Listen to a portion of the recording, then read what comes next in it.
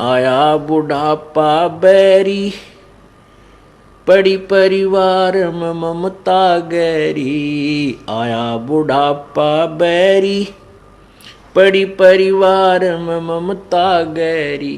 पोता ब्यालो या मन में रैरी, हेली करवा जो खड़ी, रहेली करवा जो खड़ी। हेर नर दोख दोख लुट गया आगी अंत घड़ी। बुढ़ापे में के सोचा है बुजुर्ग? देखो पोता पोती हुए पाछे बच्चे सारा कमांड संभाल लेते हैं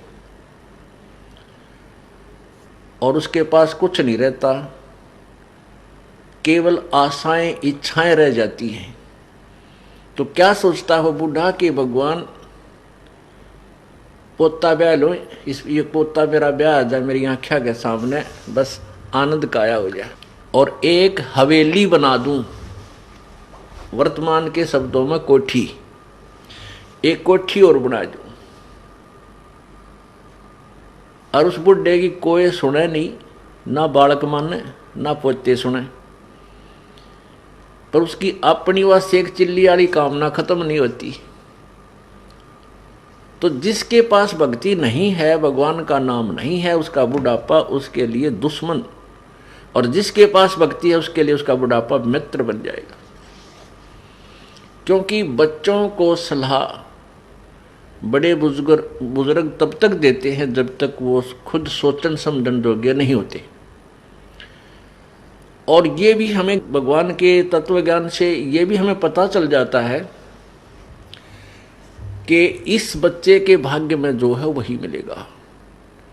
ना तेरे चीचू करण तक वो कंपत्ति होगा और ना ही किसी और तरीके से। हाँ, तरीका एक है कि ये बच्चा तेरे वाला यदि भगवान से जुड़ जावे तो परमात्मा फिर इसकी आपत्तियों को हल्का करने लग जाएगा। ऐसा हो जाता है तो उसका तो बुढ़ापा कति स्वर्ग बन गया। ऐसा नहीं भी होता है, बच्चे नहीं भी मानते हैं, तो इस ज्ञान को आधार बना ले, अपनी भक्ति में बाधा नहीं आने दे। बच्चे युवा हो जाते हैं और बाल बच्चेदार हो जाते हैं तो वो बालक नहीं रहते, वो बहुत सोच समझ के कदम उठाते हैं। लेकिन बुजुर्ग ने सोचा है बूढ़ा कि यू नाश करेगा, बस यू यहाँ काम बिगाड़ेगा, मेरी मानता नहीं।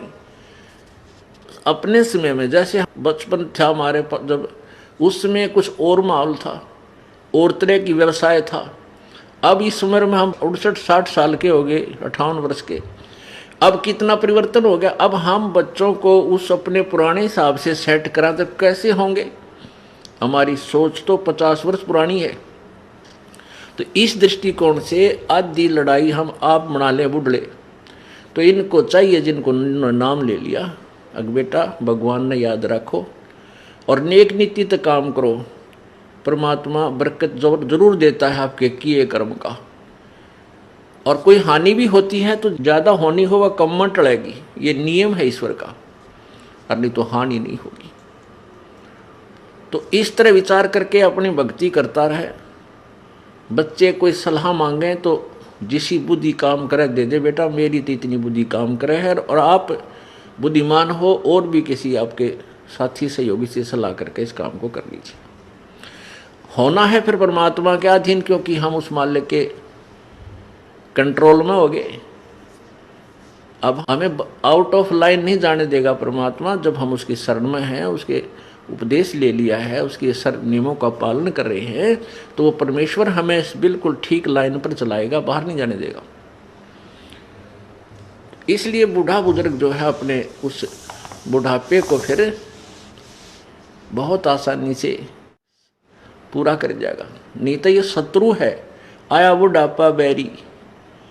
जितना वृद्ध होता जाएगा, क्योंकि 2 बेटे 2 बेटी, फिर उनका 2-2 3-3 संतान है।